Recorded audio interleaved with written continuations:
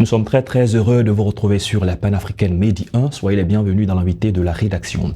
L'État ivoirien entend corriger les disparités dans la gestion des fins de carrière des personnels de l'État et de ses démembrements et d'assurer efficacement leur renouvellement. Le Conseil des ministres du 12 juillet a décidé. Désormais, la date de départ à la retraite des fonctionnaires et agents de l'État est fixée au 31 décembre. Dans cet entretien, nous parlerons de profil de carrière et des réalités dans les institutions financières publiques. On a le plaisir de recevoir Michael Dougrou, il est avec nous, bienvenue sur notre plateau. Merci. Vous êtes le secrétaire général de l'ANA-DGI, qui est l'Alliance Nouvelle des Agents de la Direction Générale des Impôts. Avec vous, comme on l'a dit, on va parler de profil de carrière, des réalités rencontrées dans les institutions financières publiques. Quand on parle de profil de carrière, de façon simple, qu'est-ce que cela signifie et quels sont les enjeux pour une entreprise ? Alors le profil de carrière, en fait, c'est un système organisé qui définit l'évolution d'un agent ou d'un employé dans une administration selon des critères bien définis. Voici la définition. Et au niveau donc de la Direction Générale des Impôts, il y a eu un séminaire, certainement de recadrage, de réorientation. Il y a eu une nouvelle définition du profil de carrière. Parlez-nous un peu de probablement ce qui a été décidé et quel est l'impact aujourd'hui. Le séminaire de Bassam, en fait, est un séminaire parmi tant d'autres. Le premier séminaire pour le profil de carrière a eu lieu en 2008. Où l'administration fiscale ivoirienne a décidé de profiler les carrières pour être plus compétitive. C'est-à-dire qu'on devait définir l'évolution d'un agent des impôts selon des critères bien objectifs, par son grade, son ancienneté et ses compétences. Et il y a deux commissions qui doivent statuer. La commission qui doit statuer sur le profil de carrière pour permettre en fait de quadriller le système et permettre aux agents d'évoluer selon les règles qui ont été définies. D'accord, vous êtes dans une administration publique, dans une régie financière. Quelles sont les réalités justement concernant le profil de carrière ? Justement, c'est malheureux de le dire, mais le profil de carrière n'est pas une réalité à la Direction Générale des Impôts. C'est-à-dire que les agents en fait n'évoluent pas selon des règles liées au profil de carrière. Mais on pourra demander pourquoi c'est ainsi. Justement, c'est la question que nous tous on se pose et c'est pour ça que nous luttons depuis 10 ans. Le profil de carrière a été adopté, renouvelé, ou même parler d'un séminaire récent, mais jusqu'à aujourd'hui, l'ouvrier qu'il faut, comme on le dit, n'est pas mis à la place qu'il faut selon les critères qui ont été définis. Et nous-mêmes, on en est surpris. Et pourtant, on continue de parler des performances de l'administration publique. Aujourd'hui, quand on parle de performance de l'administration publique, laissez-moi vous dire, en tant que fiscaliste, en tant que énarque, en tant qu'administrateur des services financiers, les chiffres et les objectifs qu'on nous donne nous font rigoler. Il faut que je le dise ouvertement. La Côte d'Ivoire peut faire 2 fois ces chiffres-là, si on réorganise le système.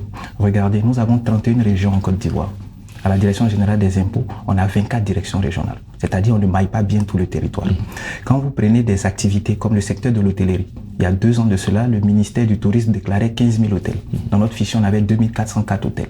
Quand vous prenez le secteur du transport, c'est 17% des transports que vous voyez là qui sont fiscalisés. Il y a 3 millions de véhicules en Côte d'Ivoire. Quand vous prenez le secteur de l'immobilier, c'est là qu'il y a le plus d'exonération, tandis que c'est un secteur qui est en boom.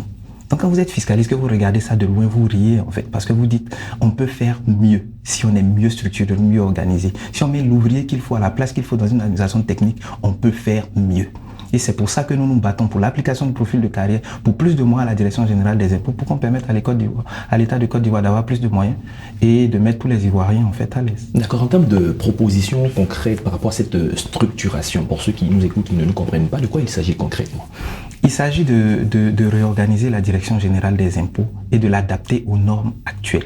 Le système organisationnel qui est là, c'est un système qui date depuis 10 ans, depuis 15 ans, qui n'est plus adapté à la réalité. Aujourd'hui, le commerce se fait en ligne. Monsieur, nous n'avons pas de direction de la fiscalité digitale et numérique. Il faut faire une direction générale par spécialité. Avant, on faisait les généralités. On a une direction des opérations d'assiette. À l'intérieur, on a une sous-direction de l'agriculture chargée des activités agricoles. L'économie de la Côte d'Ivoire, comme on le dit, repose sur l'agriculture. On n'a pas de direction de la fiscalité agricole.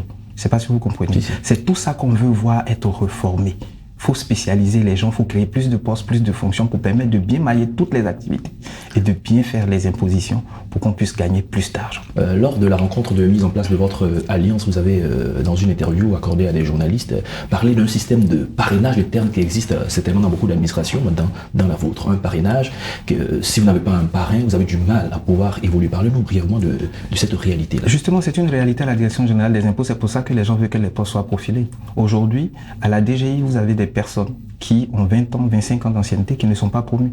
Pourtant, leurs compétences sont avérées. Je ne sais pas si on se comprend. Oui, c'est une réalité aussi dans d'autres administrations. C'est vrai que vous la oui, c'est une maîtriser. réalité dans la plupart des administrations ivoiriennes. Ouais. Et quand on veut être une administration aux normes internationales, compétitive, dans le contexte de mondialisation, de digitalisation, où tout se fait en interconnexion, il est important, impérieux de mettre l'ouvrier qu'il faut à la place qu'il faut. C'est pour ça qu'il faut profiler les postes. Et ce qui est triste à la Direction générale des impôts, c'est qu'on prend quelques articles du profil de carrière pour les appliquer des fois quand ça nous plaît. Récemment, on a recruté près de 200 à 300 agents. Il y a un article qui dit que quand vous arrivez, vous percevez une partie en fait de vos rémunérations. Avant, c'était la totalité. C'est cet article-là qu'on applique et on n'applique pas l'ensemble des tests. C'est comme si on a un règlement intérieur à nous qu'on n'a pas décidé d'appliquer, mais quand il y a une norme qui nous intéresse, allez, on l'applique. Quand vous regardez cette manière de fonctionner et que vous faites la corrélation avec l'absence de profil de carrière, avec le parrainage, vous constatez que les choses ne fonctionnent pas correctement. On se dote de tests qu'on ne respecte pas. Quand c'est comme ça, les résultats sont mauvais. Voilà. Parlons également du départ à la retraite. On a l'impression qu'il y a aussi un désordre.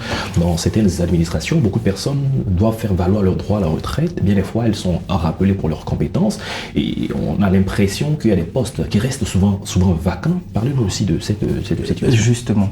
Alors, je vais prendre le deuxième point que vous avez évoqué, c'est-à-dire les postes vacants. À la Direction générale des impôts aujourd'hui, avec toutes les compétences que nous avons décompté 39 postes vacants de directeurs et de sous-directeurs et qui sont vacants depuis 5 ans. Il y a des directions régionales aujourd'hui où c'est un directeur régional qui est obligé de quitter par exemple à Beauville pour aller assurer l'intérim à Dembocro. Quand vous prenez la direction régionale de Gagnoa, le monsieur il quitte San Pedro qui est peut-être à 700 km d'Abidjan et 300 km aller-retour pour pouvoir assurer les intérêts. Pourtant, il y a des compétences et il y a des valeurs. Et ça, c'est un cas spécifique à la Direction générale des impôts parce que les autres régies sont dotées, tous les postes sont comblés. On a près de 200 à 300 sous-directeurs compétents pour pouvoir occuper ces fonctions.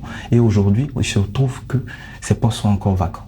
Pour revenir au problème des retraités et des contractuels, l'État de Côte d'Ivoire a défini le système en fait des contractuels. C'est une commission qui statue pour définir qui est contractuel et qui ne l'est pas en fonction des besoins exprimés. Et ces besoins sont exprimés parce que à l'intérieur de la Direction générale des impôts ou d'une autre direction ou d'un service quelconque, il n'y a pas les compétences nécessaires. Donc on a recours à une compétence extérieure pour pouvoir occuper la fonction.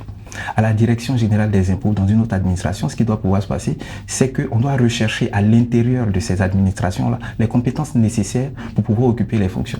Mais ce n'est pas le cas. Des personnes sont allées à la retraite dans l'administration dans laquelle je viens. Ça fait 17 ans que le monsieur est à la retraite et il vient toujours au travail. Ça fait 15 ans pour certains et ils viennent toujours au travail. Pourtant, nous sommes là et on s'inquiète en fait. Pourquoi? Si eux, ils sont encore à ces fonctions, qu'est-ce que nous serons demain? Je prends le cas d'un directeur général par exemple. Si l'ancien directeur général n'avait pas fait valoir ses droits à la retraite, est-ce que celui qui est là pouvait occuper la fonction? C'est clair que la réponse est non. Et c'est toutes ces injustices-là qu'on veut voir être corrigées. C'est pour ça qu'on a lancé une campagne de sensibilisation au départ à la retraite, avec pour hashtag « Je suis retraité, je laisse la place à la jeunesse ». Parlons justement de la jeunesse. Cette année 2023 a été dédiée à la jeunesse. Comment on peut créer un lien entre les réalités que les administrations publiques vivent et l'année dédiée à la jeunesse? Justement, c'est une antithèse qui saute aux yeux. L'État de Côte d'Ivoire veut recruter des jeunes, veut leur donner des moyens. Nous, aux impôts, on leur dit, donnez-nous les moyens, on va aller chercher les moyens pour vous donner, vous allez embaucher les jeunes. Et bizarrement, c'est dans notre administration qu'on a des retraités qui ne veulent pas partir, on a des postes vacants qui ne sont pas occupés, tandis qu'il y a des jeunes qui sont au chômage en Côte d'Ivoire et qui ne demandent qu'à travailler. Est-ce que les retraités qui ne veulent pas partir ont les moyens légaux pour se maintenir? Justement, certains ont des moyens légaux, d'autres sont dans l'illégalité la plus absolue. Voilà.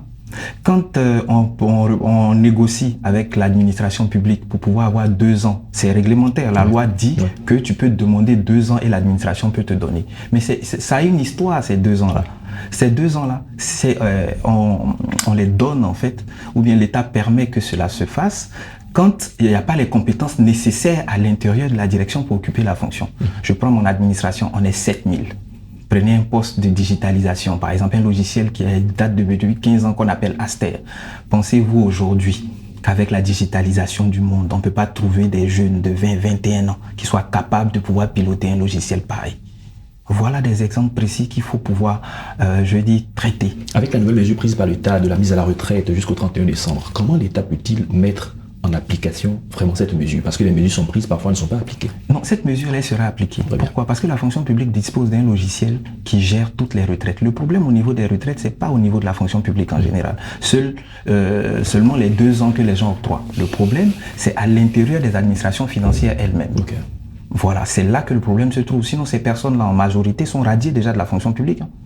Seulement, elles continuent d'exercer à la Direction générale des impôts. Et c'est ce qui n'est pas élégant. Merci, Michael Dogrou. On a eu du plaisir d'échanger avec vous sur la question de profil de carrière au sein des administrations publiques et régies financières publiques de façon plus précise. Vous êtes le secrétaire général de l'ANADGI, Alliance Nouvelle des agents de la Direction générale des impôts. Merci d'être passé sur notre plateau. Merci. C'est la fin de cette émission. Merci à tous de l'avoir suivi. Bonne suite de nos programmes sur Média.